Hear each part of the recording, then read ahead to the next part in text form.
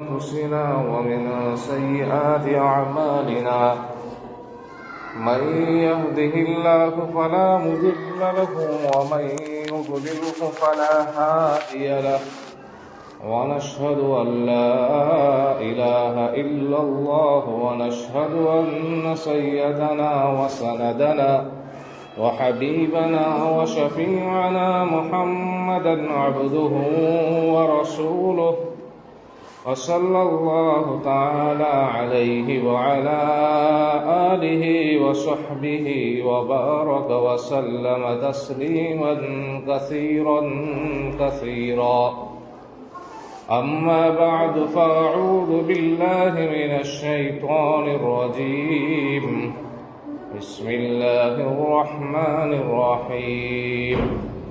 وما خلقت الجن والإنس إلا ليعبدون.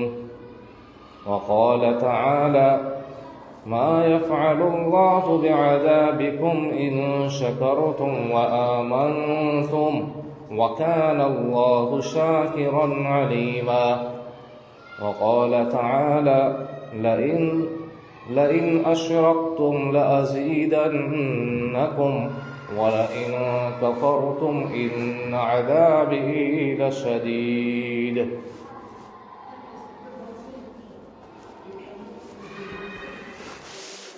اللہ تبارک تعالیٰ نے انسان کو جو پیدا کیا ہے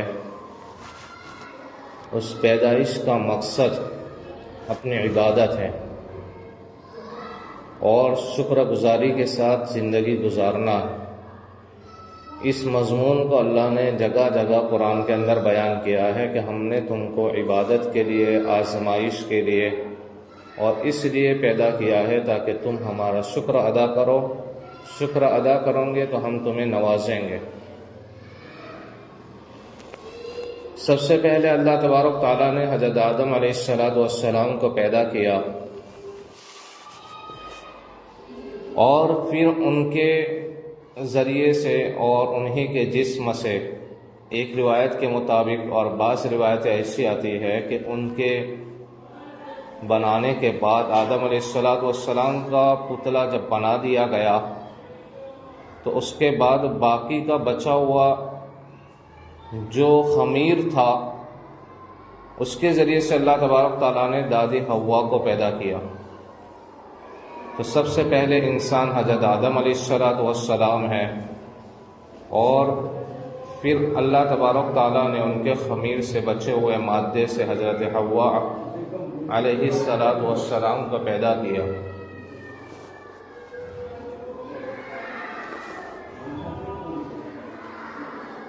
یہاں سے انسانی نسل کی ابتدا ہوئی اور اس وقت اللہ تبارک تعالیٰ نے حضرت آدم علیہ السلام کی پشت پر ہاتھ پھیر کر قیامت تک آنے والے جتنے بھی انسان تھے ان تمام کو ظاہر کر دیا.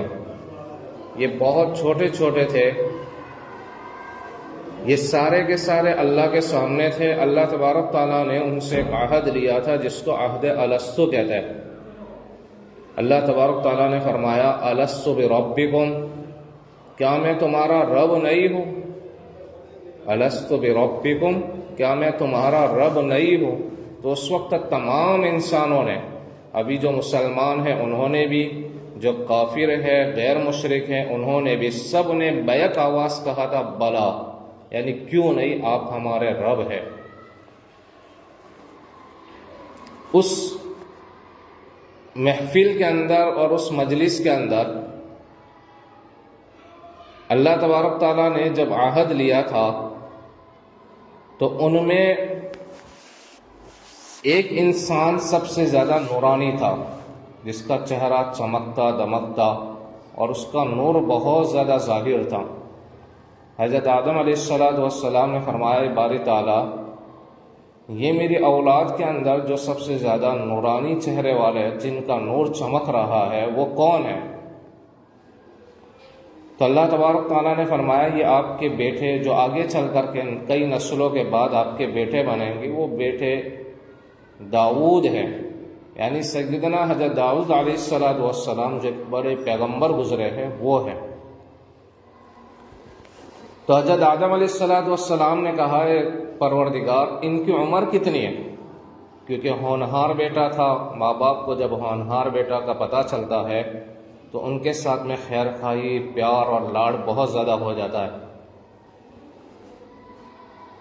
تو اللہ تبارک تعالیٰ نے فرمایا ان کی عمر 40 سال ہے۔ تو ان کو یہ عمر بہت کم لگی۔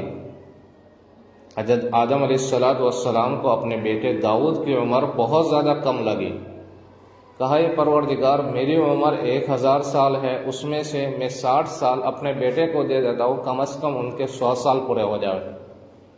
اللہ تبارک تعالیٰ نے فرمایا کوئی بات نہیں، آپ کی مرضی ہے، ابھی یہ فیصلے کے ایام چل رہے ہیں، ان دنوں کے اندر اگر آپ کہتے ہو تو آپ کی عمر میں سے 60 سال داؤد کو دے دیں گے۔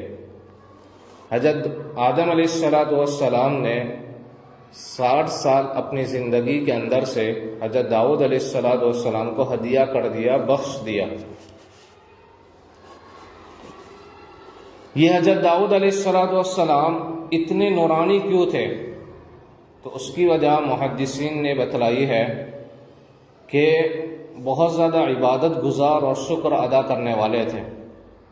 یہاں پر ایک اشکال نہیں ہونا چاہیے، ہر کسی کو اشکال ہو سکتا ہے کہ ہمارے پیارے نبی صلی اللہ تعالی علیہ وسلم وہ سب سے زیادہ نمایاں کیوں نہیں ہوئے، حالانکہ آپ تو سب انبیاء کے سردار ہیں، آپ کی وجہ سے پوری کائنات کو اللہ نے وجود بخشا ہے، انسانوں کے اندر سب سے افضل آپ علیہ السلام ہیں۔ تو اس کی وجہ محدثین نے یہ بتلائی ہے کہ یہ انبیاء میں سے بعض انبیاء کی جزوی فضیلت ہے۔ یہ جزوی فضیلت یعنی ایک تو ہوتی ہے کلی فضیلت، یعنی مجموعی اعتبار سے اس کو دیکھا جاوے، اور ایک ہے کہ فرد ایک ایک چیز کے اعتبار سے دیکھا جاوے۔ تو عبادات میں کثرت کے لحاظ سے اور شکر گزاری کے کثرت کے لحاظ سے حضرت داؤد علیہ السلام بہت بڑے ہوئے تھے۔ آپ علیہ السلام کی عبادت بھی بہت تھی، ہمارے نبی کی عبادت بھی بہت تھی۔ اس قدر عبادت کرتے تھے کہ رات میں تہجد کے وقت میں لمبی رکعتیں پڑھنے کی وجہ سے پاؤں مبارک پر ورم آ جاتا، صرف ورم ہی نہیں آتا، ورم آنے کے بعد پاؤں پھٹ جاتے تھے، اور بہت زیادہ مشقت کرتے تھے۔ اس قدر مشقت ہے کہ صحابہ کہتے تھے اللہ کے رسول آپ اپنے آپ پر رحم کیجئے، آپ تو بخشے بخشائے ہیں، پھر بھی آپ کہتے تھے کہ نہیں میں اپنے رب کے سامنے مشقت کروں گا، محنت کروں گا، عبادات کے اندر مجھ سے جتنا ہو سکے گا میں کروں گا۔ چنانچہ دین میں تو صحابہ کو آپ واعظ و نصیحت کر دے، رات میں اپنے رب کے سامنے راز و نیاز کی باتیں کرتے تھے، اور لمبی لمبی نمازیں پڑھتے تھے، دعا میں مشغول ہوتے تھے۔ آپ فرماتے تھے افلا اکون عبدا شکورا، کیا میں شکر گزار بندہ نہ بنوں؟ یعنی اللہ نے مجھے اتنی نعمتوں سے نوازا، مجھے پیغمبر بنایا، مجھے اتنے اسباب اور وسائل دیے، مجھے سب سے افضل بنایا، تو کیا میں اللہ کا شکر گزار بندہ نہ بنوں؟ اس وجہ سے آپ بہت زیادہ محنت کرتے تھے اور عبادت کرتے تھے۔ چنانچہ روایتوں میں آتا ہے کہ عرفات کے میدان میں، جہاں پر حج کے موقع پر عصر اور ظہر دونوں ایک ساتھ میں نمازیں پڑھی جاتی ہے ظہر کے وقت میں، اور اس کے بعد میں ایک لمبا وقت ہوتا ہے، 5.5 گھنٹے کا وقت ہوتا ہے۔ آپ نے اس وقت حجاز کی جو سخت گرمی ہوتی ہے، اس دھوپ میں گرمی میں اونٹنی پر بیٹھ کر کے اپنے رب کے سامنے جو دعا مانگنا شروع کیا ہے، تو اتنی لمبی دعا مانگی ہے، اتنی لمبی دعا مانگی ہے کہ صحابہ وہاں پر تھک گئے تھے، مگر آپ مسلسل دعا کے اندر تقریباً 5 گھنٹے تک مسلسل اللہ کے حضور دعا میں مشغول رہے تھے۔ یہ کوئی معمولی بات نہیں ہے۔ تو میں یہ کہہ رہا تھا کہ آپ علیہ السلام بھی عبادات میں سب سے بڑے ہوئے تھے، شکر گزاری میں سب سے بڑے ہوئے تھے، پھر آپ اس وقت نمایاں کیوں نہیں ہوئے؟ تو اس کی وجہ یہ ہے کہ اللہ کو اس وقت منظور تھا حضرت داؤد علیہ السلام کو نمایاں کرنے کے اور ان کو ظاہر کرنے کے، اور ہمارے پیغمبر علیہ السلام کو تو دوسرے مواقع میں اور دوسرے موقعوں پر جیسے قیامت کے دن کے موقع پر جب شفاعت عامہ ہوگی اس وقت دنیا کے اندر بھی بہت سارے کرامات اور معجزات کے ذریعے سے آپ کو نمایاں کیا جائے گا اور آپ کی فضیلت کو بتلا دینا تھا، تو اس وجہ سے آپ کو اس وقت اس مجلس میں آپ کو نمایاں نہیں کیا، حضرت ایک مصلحت کی وجہ سے حضرت داؤد علیہ السلام کو نمایاں کیا تھا۔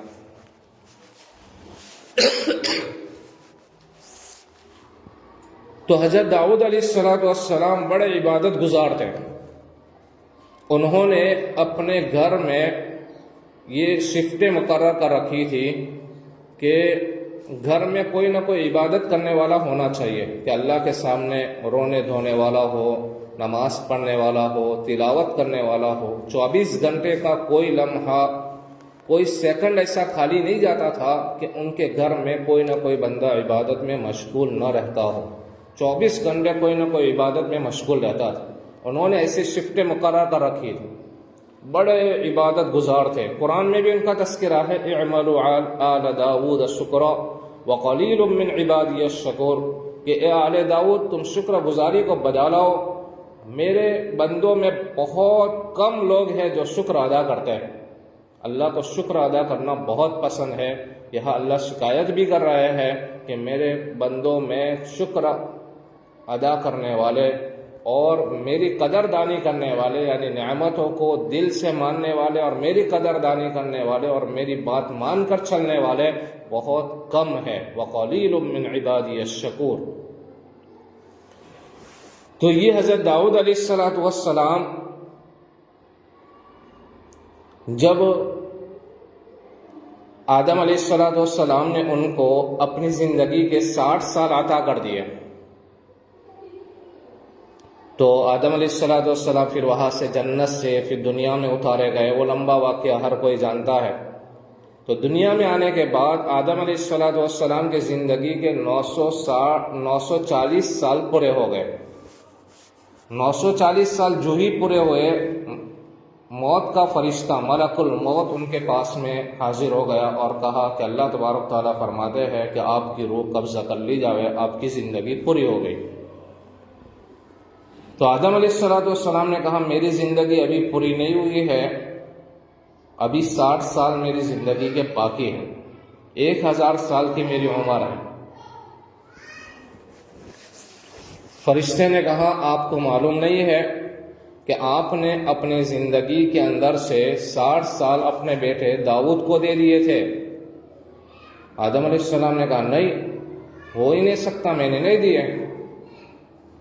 چنانچہ روایت میں حدیثوں میں آتا ہے کہ آدم بھول گئے تو اس کی وجہ سے ان کے اولاد میں بھولنے کی بیماری آ گئی۔ حضرت آدم علیہ السلام پیغمبر تھے، جان بوجھ کر انہوں نے ایسا منع نہیں کیا تھا، وہ بھول گئے تھے، ان کے دماغ سے نکل گیا تھا۔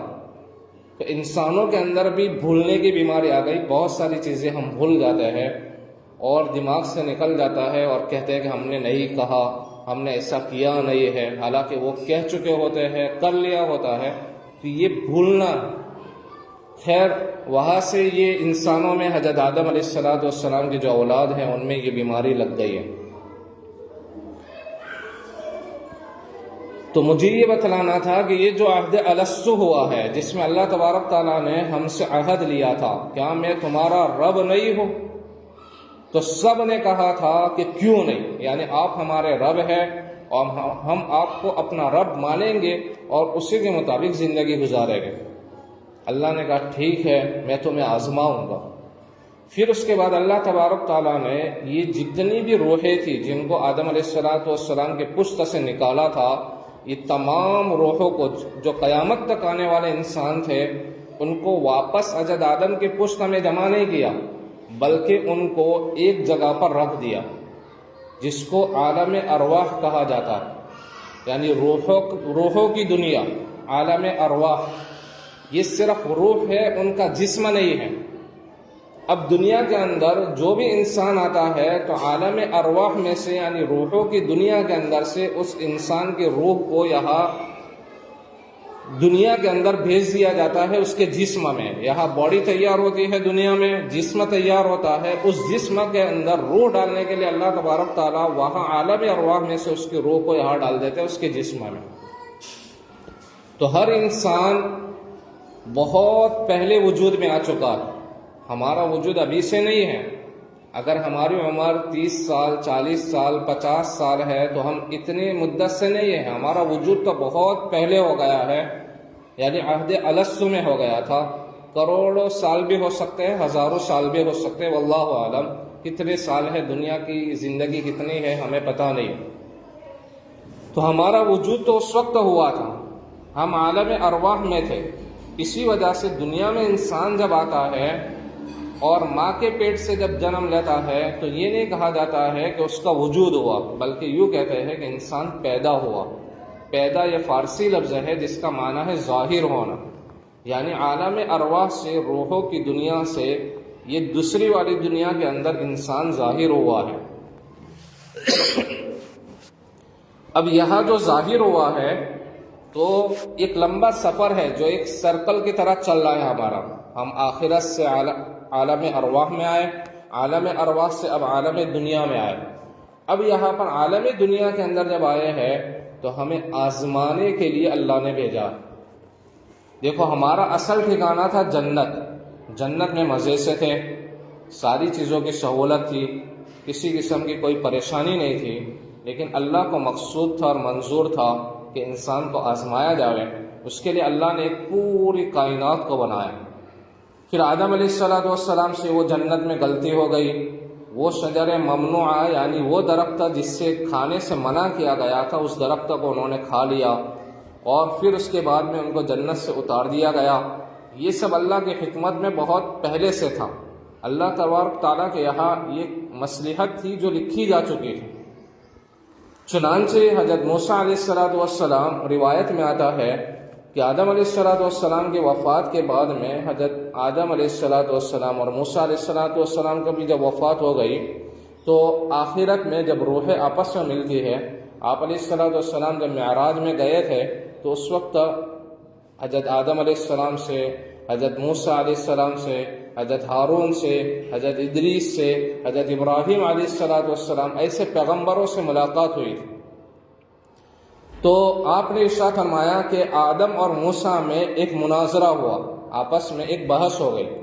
حضرت موسیٰ علیہ السلام نے کہا، اے باوا آدم، اللہ نے آپ کو اپنے ہاتھ سے پیدا کیا، دست قدرت سے، اللہ نے آپ کو بہت سی فضیلتوں سے نوازا، آپ کو اللہ نے جنت میں رکھا، جنت میں مزے تھے، کسی قسم کی کوئی پریشانی نہیں تھی، آپ کو ایک درخت کے کھانے سے، اس کے پھل کے کھانے سے منع کیا گیا تھا، آپ کو اتنا صبر نہیں ہو سکا، خالی اتنا درخت کے پھل کو کھانے سے بچ جاتے، باقی تو پوری چھوٹ تھی آپ کے لیے۔ آپ کی اس غلطی کی وجہ سے ہم سب پریشان ہو گئے، ساروں کو دنیا میں آنا پڑا۔ یہ دنیا کے اندر کتنی مصیبتیں اور جھمیلے ہیں۔ تو حضرت آدم علیہ السلام نے کہا کہ اے پیارے موسیٰ، یہ وہ موسیٰ جن سے اللہ نے بات کی ہے براہ راست، جن کو اللہ نے پیغمبر بنا کر کے بھیجا، تمہارا درجہ اور مقام بہت بلند ہے، لیکن بیٹے ایک بات یاد رکھو، میں نے جو کیا ہے نا وہ میری پیدائش سے 40 سال پہلے لکھا جا چکا تھا کہ مجھ سے ایسا ہوگا،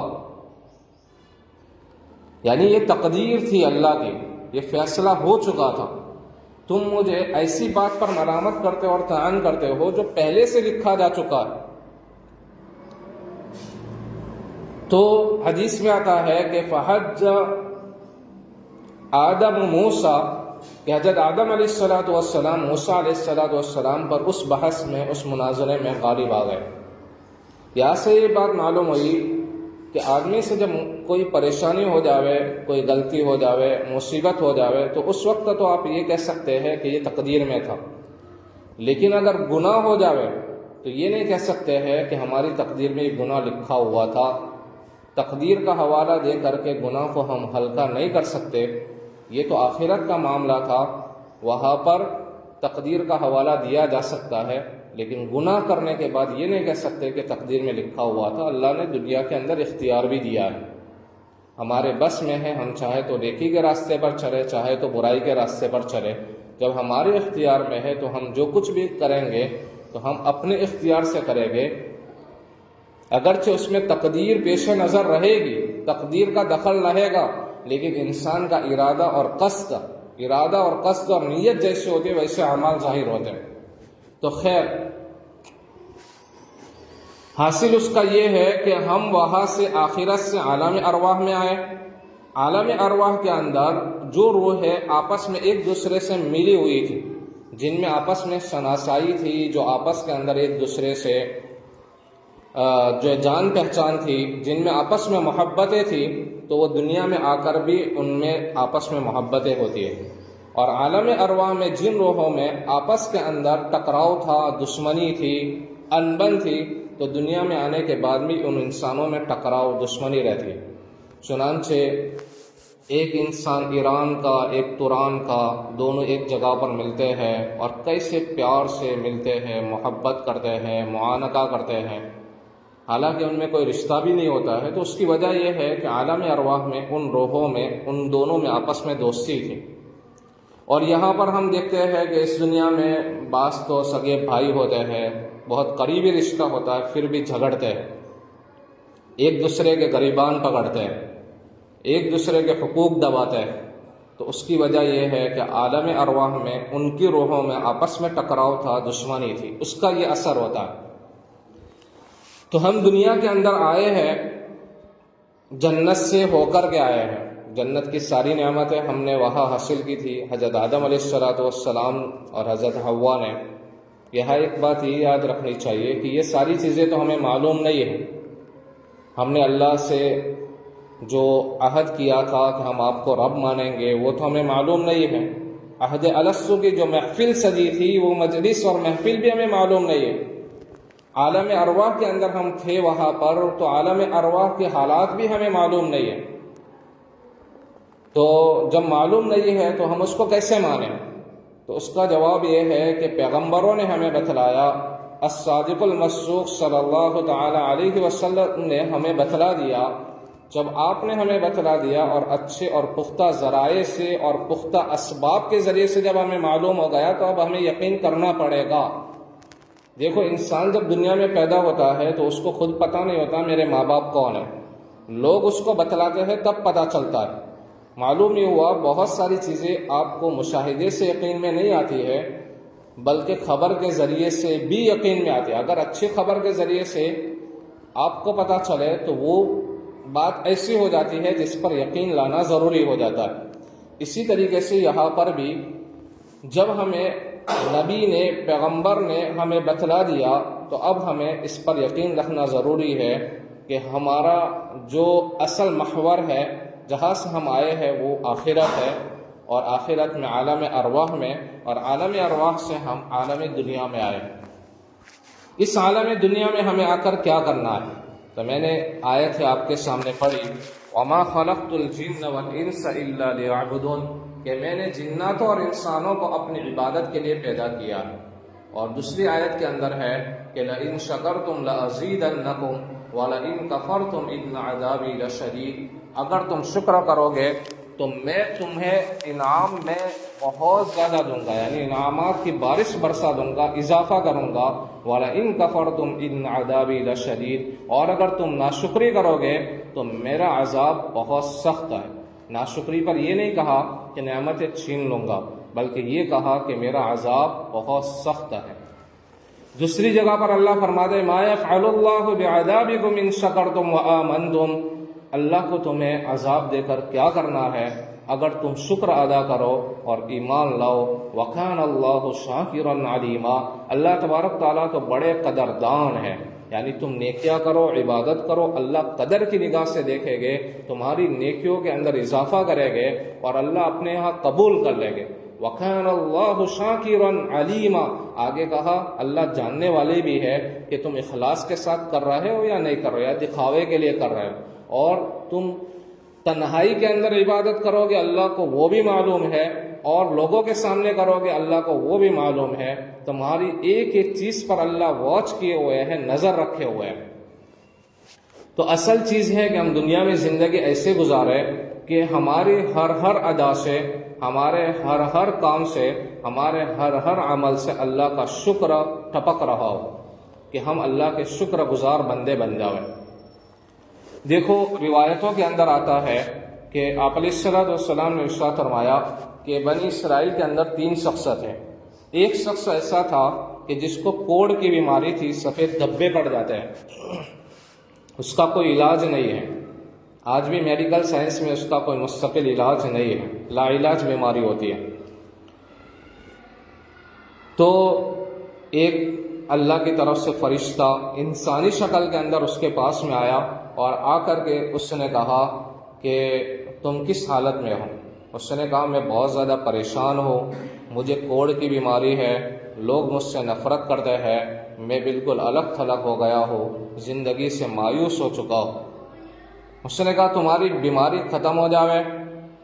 کہا کہ بہت اچھا، اگر ختم ہو جاوے تو میں اللہ کا شکر ادا کروں گا۔ اس فرشتے نے اللہ کے سامنے دعا کی، اس کی یہ بیماری ختم ہو گئی، اور پھر اس کو ایک اونٹنی دی ہدیے میں۔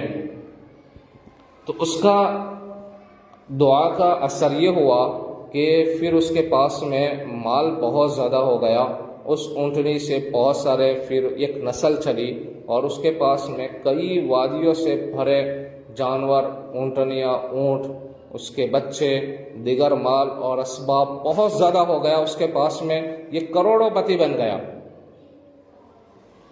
پھر یہ فرشتہ دوسرے شخص کے پاس میں گیا جس کے سر پر بال نہیں تھے، گنجا تھا۔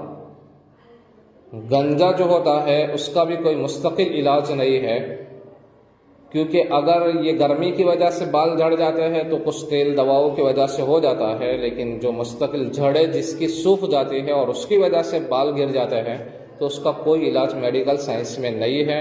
نقلی بال لگاتے ہیں، بس اتنا ہی ہے، باقی اصل بال آ نہیں سکتے۔ تو یہ بھی لا علاج بیماری ہے۔ تو اس گنجے کے پاس میں وہ فرشتہ آیا اور اس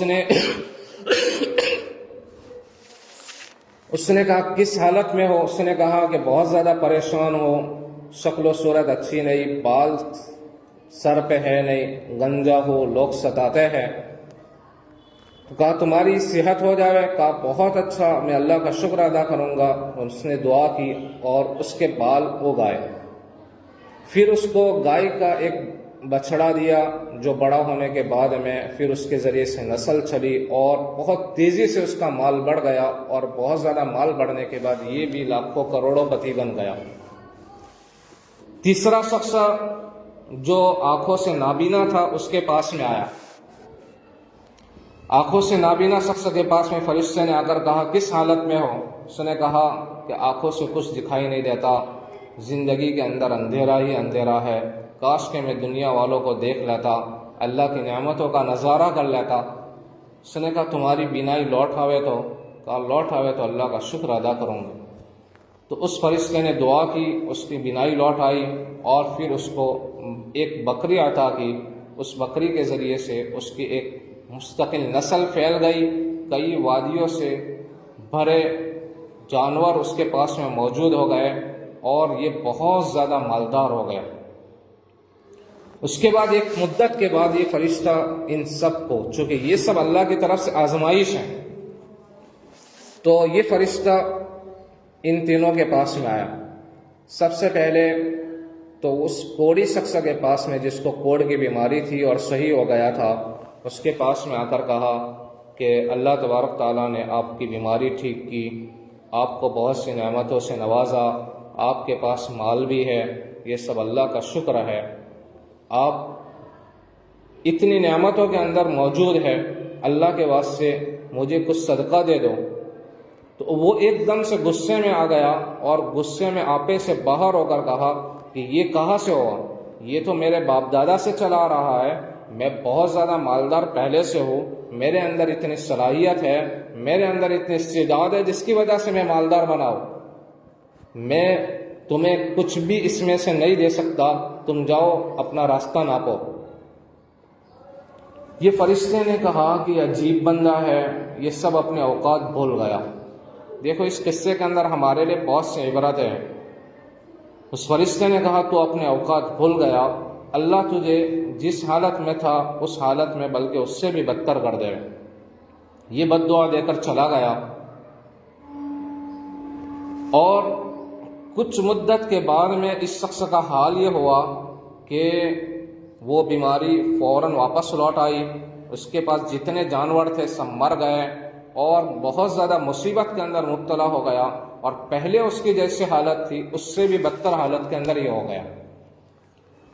دوسرے شخص کے پاس میں آیا جو گنجا تھا اور صحیح ہو گیا تھا، اس سے آ کر سب پورا واقعہ اور اس کی حالت سنائی اور کہا کہ آپ جو ہے بیماری میں مبتلا تھے، اللہ نے آپ کو صحت دی، مال نہیں تھا، اللہ نے آپ کو اتنا مال دیا، آپ مجھے کچھ صدقے میں کچھ چیزیں جانور وغیرہ دے سکتے ہیں؟ اس نے کہا کہ تم نے یہ بات کیسے کہہ دی کہ میں نے یہ چیزیں جو ہے اللہ نے مجھے عطا کی ہیں؟ ایسا نہیں ہے، یہ میرے اپنے استعداد کی وجہ سے، اپنی صلاحیت کی وجہ سے تو باپ داداؤں سے بھی ہمارا چل رہا ہے۔ اس نے انکار کر دیا۔ اصل میں مال جب انسان کے پاس آتا ہے نا تو ایک گناہ تکبر اور بڑائی آ جاتی ہے، اس میں خاص طور پر ان لوگوں کے پاس جن میں عقل کی کمی ہوتی ہے یا بے وقوفی ہوتی ہے۔ مردوں میں بھی ایسے ہوتے ہیں اور عورتوں میں بھی ایسے ہوتے ہیں کہ جن میں عقل کی کچھ کمی ہوتی ہے تو مال آنے کے بعد میں بہت زیادہ اترانا شروع کر دیتے ہیں۔ چنانچہ آپ دیکھیں گے عورتوں کے اندر مردوں سے تو واسطہ کم، لیکن عورتوں سے زیادہ اور خواتین کو خواتین سے واسطہ بڑھتا ہے۔ تو جن کے پاس کچھ زیورات زیادہ ہوتے ہیں تو کیا کرتے ہیں، اوڑھنی جو ہے اچھی طرح سے صحیح کرنے کے بہانے سے اپنے زیورات کو دکھانا شروع کر دیتے ہیں، کبھی کان کی بالیاں، کبھی ہار، کسی نہ کسی بہانے سے اپنے زیور کو دکھانا شروع کر دیتے ہیں۔ یہ بتلانا مقصود ہوتا ہے کہ ہمارے پاس بہت کچھ ہے۔ دیکھو مال اللہ کی نعمت ہے، بری چیز نہیں ہے، اس کو کمانا بھی چاہیے، ٹھیک ہے، اللہ کا شکر ادا کرنا چاہیے، لیکن دکھاوا، ریا، نمو یہ پسندیدہ نہیں ہے۔ اچھا لباس پہنو خود کو اچھا لگنے کے لیے یا رشتہ داروں کو صرف اچھا لگنے کے لیے، اس لیے پہنتے ہو، ٹھیک ہے۔ گھر کو اچھا بنایا اس لیے کہ سہولت رہے، ٹھیک ہے، اور خود کو ذرا اچھا لگ رہا ہے اس لیے تھوڑا سا ڈیکوریشن کر دیا، وہ ٹھیک ہے۔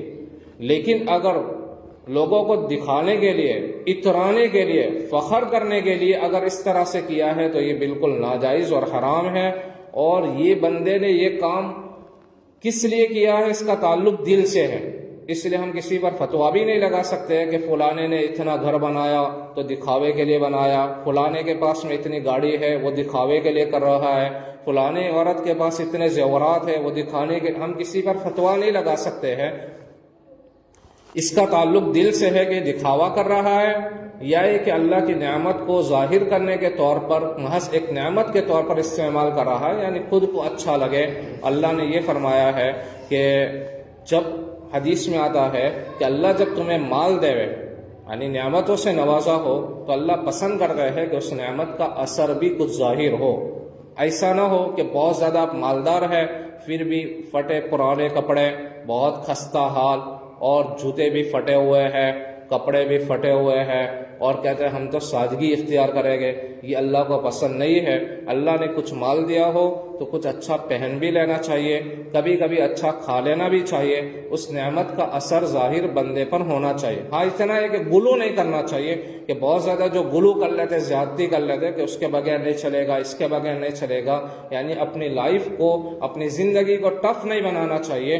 جو اپنی لائف اسٹائل کو دوسروں کو یعنی دنیا داروں کو دیکھ کر کے اپنی زندگی جیتے ہیں اور عیش پرستی کے اندر آ جاتے ہیں تو اللہ کے نیک بندے عیش پرست نہیں ہوتے ہیں، وہ سیدھا سادہ ہوتے ہیں، اللہ کی نعمتیں جو سامنے آتے ہیں استعمال کرتے ہیں اور اس کا شکر ادا کرتے ہیں۔ تو خیر اصل چیز ہے شکر ادا کرنا۔ تو اس بندے نے جب ناشکری کی تو اس کا بھی سارا مال چھین گیا، اس کی بیماری جو ہے واپس آ گئی۔ اور پھر اس کے بعد یہ فرشتہ تیسرے شخص کے پاس میں آیا جو نابینا تھا، اس سے کہا اللہ نے آپ کی بینائی لوٹا دی، آپ تو اندھے تھے، آپ کے پاس مال نہیں تھا، اللہ نے مال عطا کیا۔ تو وہ شخص جو ہے بہت نیک تھا، اس نے کہا، فوراً کہا واقعی تم صحیح کہہ رہے، میرے اندر کچھ بھی نہیں تھا، میرے اندر کچھ بھی استعداد اور صلاحیت نہیں ہے، یہ سب میرے رب کا دیا ہوا ہے، میں تو دنیا کی ٹھوکریں کھا رہا تھا، میرے آنکھیں بھی نہیں تھی، اللہ نے بینائی عطا کی اور اللہ نے نورانیت بخشی ہے، مال بھی سب اللہ نے دیا ہے۔ او اللہ کے بندے، یہ میرا مال پڑا ہوا ہے، تمہیں اس میں سے یہ جو بکریہ ہے اس میں سے جتنی تمہیں ضرورت ہو تم اس میں سے لے سکتے ہو، میں تمہیں کسی کے لیے روکوں گا نہیں، یہ سب میرے اللہ کا دیا ہوا ہے۔ اس فرشتے نے کہا بھائی تمہیں مبارک ہو، میں اللہ کی طرف سے آیا ہوا فرشتہ ہوں، یہ صرف آزمانے کے لیے آیا تھا۔ اللہ تبارک تعالیٰ کبھی کبھار آزماتا ہے، تمہیں اللہ نے یہ مال جو دیا ہے تم اس پر اللہ کا شکر ادا کرتے ہو اور یہ سمجھتے ہو کہ اللہ کا دیا ہوا ہے، تو تمہیں مبارک ہو، اللہ تمہارے مال میں اور برکت دے، تمہاری تندرستی کے اندر اور صحت میں اور برکت دے۔ دیکھو یہ شکر گزاری کی وجہ سے بہت سی مرتبہ اللہ تبارک تعالیٰ اس طرح سے آزماتے، تو ہمیں یہ تصور کرنا چاہیے اس دنیا میں آنے کے بعد کہ ہم شکر گزار بندے بن جائیں۔ شکر گزاری کا مطلب کیا ہے؟ شکر گزاری کا مطلب ہے کہ اللہ نے جو نعمتیں دی ہے اس کے بارے میں ہر وقت یہ تصور کرے کہ یہ اللہ کا دیا ہوا ہے، ہمارا اپنا کچھ نہیں ہے، یہ اللہ تو نے ہی دیا ہے۔ ہماری اس نعمت میں اضافہ کرنا اور ہمیں ان نعمتوں کے استعمال کا صحیح طریقہ بتلا دیں، نعمت باقی رہے اور اس نعمت کا استعمال کا صحیح طریقہ۔ اگر ہم ان نعمت ہمارے پاس ہو اور استعمال صحیح نہیں کر رہے تو یہ ناشکری ہے۔ جیسے اللہ نے ہمیں آنکھیں دی، اس آنکھوں کا صحیح استعمال نہیں کرتے ہیں، غلط جگہوں پر ہماری آنکھیں جا رہی ہے، غلط جگہ دیکھ رہے ہیں، تو یہ ناشکری ہے۔ اللہ نے ہمیں زبان دی، زبان کا صحیح استعمال نہیں کر رہے ہیں، اس کا صحیح استعمال اللہ کا ذکر ہے، اس کا صحیح استعمال اللہ کی تلاوت ہے، اس کا صحیح استعمال جو ہے قرآن نماز کے اندر تلاوت کرنا، ذکر و اذکار وغیرہ، یہ زبان کا صحیح استعمال، میٹھے بول بولنا، دلوں کو آپس میں جوڑنا، یہ زبان کا صحیح استعمال ہے۔ اگر ہم اس زبان کو استعمال کرتے ہیں کسی کو طعنہ دینے کے لیے، کسی کو گالی دینے کے لیے، کسی کا آپس میں توڑ پیدا کرنے کے لیے، کسی کی غیبت کرنے کے لیے، کسی پر بہتان باندھنے کے لیے، یہ زبان کا غلط استعمال ہے، یہ نعمت کی ناشکری ہے۔ کل قیامت کے دن اللہ تبارک تعالیٰ اس ناشکری پر پکڑیں گے۔ یاد رکھنا ناشکری بہت بری چیز ہے۔ اللہ نے جگہ جگہ اس بات کو کہا ہے کہ تم شکر گزار بندے بنو، یعنی میں نے جو نعمتیں دی ہے ان نعمتوں کا استحضار بھی رکھو کہ اللہ کی طرف سے ہے، اور ان نعمتوں کا صحیح استعمال یہ شکر گزاری ہے۔ اللہ نے ہمیں پانی عطا کیا مثال کے طور پر، تو اس وقت ہم جب پانی پیوے تو اللہ کا نام لے کر بسم اللہ، اللہ کے نام سے پی رہا ہے، یہ تصور ہونا چاہیے کہ یہ پانی اللہ کی کتنی بڑی نعمت ہے، کس قدر بڑی نعمت ہے، یہ ہم جانتے نہیں ہے کہ اس کے پیچھے کتنا نظام اللہ کا چلا ہے۔ ایک خودکار نظام بھی ہے اور ایک بندوں کا نظام بھی ہے۔ بندوں کا اس میں دخل بہت کم ہے، اللہ کا جو نظام اس پانی کے پیچھے چلا ہے بہت زیادہ ہے۔ دیکھو اللہ نے اس دنیا کے اندر سمندروں کو پیدا کیا، اس سمندر کو ٹھاٹھے مارتے ہوئے سمندر ہے، سمندر کا پانی اللہ نے کھارا کر دیا جو پینے کے لائق نہیں ہے۔ کیوں کھارا کیا؟ تاکہ اس کے اندر جو جانور ہے وہ مر جاوے، تو مرنے کی وجہ سے پانی کے اندر بدبو پیدا نہ ہو، اس لیے سمندر کے پانی کو کھارا کر دیا اور اس میں طغیانی پیدا کر دی، یعنی اس میں موجیں اٹھتی ہے، اور جب موجیں اٹھتی ہے، سمندر کی لہریں جب چلتی ہے تو اس کی وجہ سے پانی زندہ رہتا ہے۔ جب پانی زندہ رہے گا تو سڑنے سے بچ جائے گا۔ پھر اس کے بعد اللہ نے اس سمندر کے اندر سے مانسون کو اٹھایا، مانسون، اللہ نے اس مانسون کو اٹھانے کے بعد اس میں سورج کا بھی دخل ہوتا ہے، اس میں چاند کا بھی دخل ہوتا ہے، اللہ نے پورا ایک نظام، ایک سسٹم کو چلا دیا۔ مانسون کو اٹھانے کے بعد اللہ نے اس میں بادلوں کے اندر پانی کو بھر دیا۔ اب یہ بادل جو ہے جگہ جگہ جہاں اللہ کی مرضی ہوتی ہے وہاں جا کر برستے ہیں، اور صرف برستے نہیں ہے، اس سمندر کے کھارے پانی کو اللہ تبارک تعالیٰ نے اس میں وہ سسٹم رکھا ہے کہ ان بادلوں نے اس میں اس کو فلٹر کر دیا، فلٹر کرنے کے بعد اس کے کھارا پن کو ختم کر دیا۔